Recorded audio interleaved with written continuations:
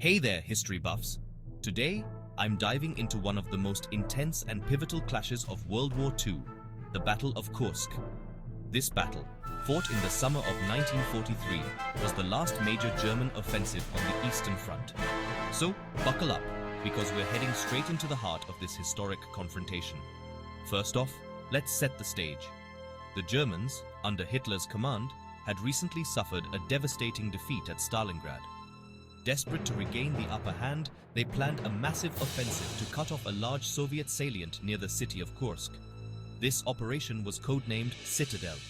The Germans brought their finest, the latest Tiger and Panther tanks and thousands of troops.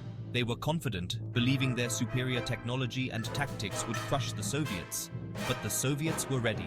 Thanks to intelligence from British codebreakers and their own reconnaissance, the Red Army turned the Kursk salient into a fortress.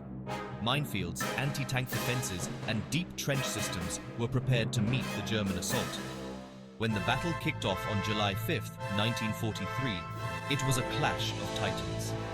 The Germans launched their armored spearheads from the north and south, aiming to encircle Soviet forces. The Soviets, however, stood their ground fiercely. One of the largest tank battles in history, the Battle of Prokhorovka, saw thousands of tanks clashing in a chaotic, deadly melee.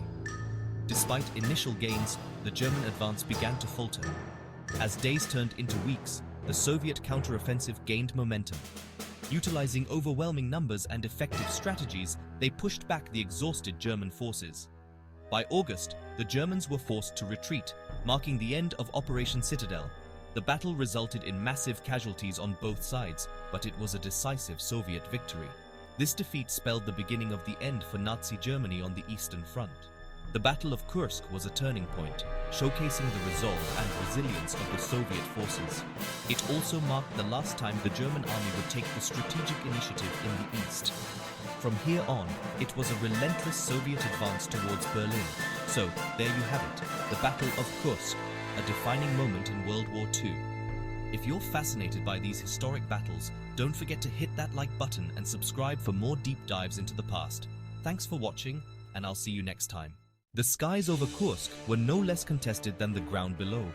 The German Luftwaffe played a crucial role in Operation Citadel, striving to gain air superiority and provide close air support to ground forces. Their arsenal included the fearsome Stuka dive bombers and the formidable Messerschmitt Bf-109 fighters. As the German bomber planes took to the skies, their mission was clear: to disrupt Soviet supply lines, destroy defensive positions, and pave the way for the advancing armored divisions. These bombers, with their distinctive sirens, struck fear into the hearts of those on the ground. However, the Soviet Air Force was not to be underestimated. Equipped with resilient aircraft like the Il-2 the Soviets mounted a fierce aerial defense. Dogfights raged in the skies, with both sides suffering significant losses. Despite the Luftwaffe's initial successes, the relentless Soviet resistance and effective anti-aircraft defenses gradually wore them down.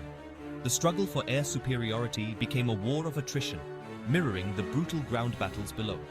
In the end, the Luftwaffe's efforts, though formidable, could not turn the tide of the battle.